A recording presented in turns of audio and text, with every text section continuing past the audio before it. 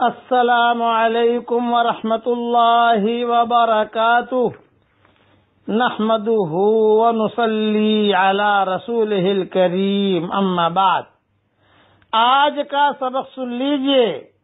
آج کے سبق کا ٹائٹل ہے دعا کی قبولیت کا نبوی نسخہ۔ اب حدیث سنیے۔ حضرت انس ابن مالک رضی اللہ تعالیٰ عنہ سے روایت ہے کہ حضرت محمد صلی اللہ علیہ وسلم نے ارشاد فرمایا، اذان اور اقامت کے درمیانی وقت میں دعا رد نہیں ہوتی، یعنی دعا ضرور قبول ہوتی ہے۔ صحابہ کرام رضوان اللہ علیہم اجمعین نے عرض کیا، یا رسول اللہ صلی اللہ علیہ وسلم، اذان اور اقامت کے درمیانی وقت میں ہم کیا دعا مانگیں؟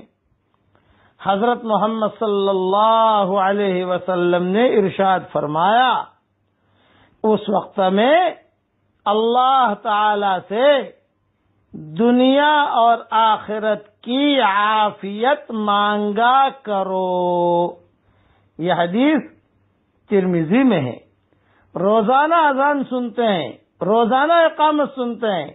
اذان اور اقامت کے درمیان کچھ لوگ باتیں کرتے رہتے ہیں، کچھ لوگ باہر بیٹھے رہتے ہیں، کچھ لوگ گپ شپ میں رہتے ہیں۔ اذان ہو گئی، اقامت باقی ہے تو نماز کا انتظار باہر کھڑے کھڑے کرتے ہیں۔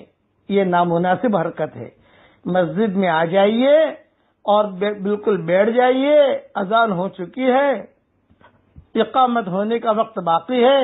یہ درمیانی وقت میں اللہ تعالیٰ دعا ضرور قبول کرتا ہے۔ دعا میں لگ جائیے اور اللہ تعالیٰ سے کہیے، یہ دعا مانگیے، پڑھیے میرے ساتھ، اللہم انی اسألک العافیہ فی الدنیا والآخرہ۔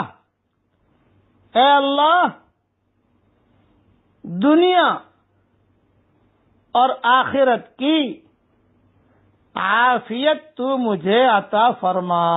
اس میں سارے خیریں آ گئی۔ یہ حضور صلی اللہ علیہ وسلم نے صحابہ کو کہا کہ اذان اور اقامت کے درمیان یہ دعا مانگا کرو۔ یہ نبی نے بتایا ہے اور نبی نے سبق دیا ہے، میں نے سبق نہیں دیا، میں تو ڈاکیا ہوں، بیچ میں آپ کو بات پہنچا رہا ہوں۔ یہ سبق نبی دے چکے ہیں پہلے، حضور صلی اللہ علیہ وسلم، کہ اذان اور اقامت کے درمیان یہ دعا مانگا کرو۔ اس لیے یہ دعا مانگنے کا اہتمام کیجئے اور یہ دعا یاد بھی کر لیجئے۔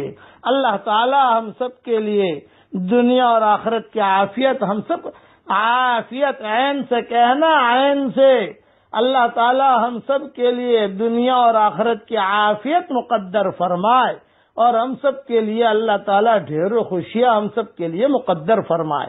آمین آمین۔ والسلام علیکم ورحمۃ اللہ وبرکاتہ، وآخر دعوانا ان الحمد للہ رب العالمین۔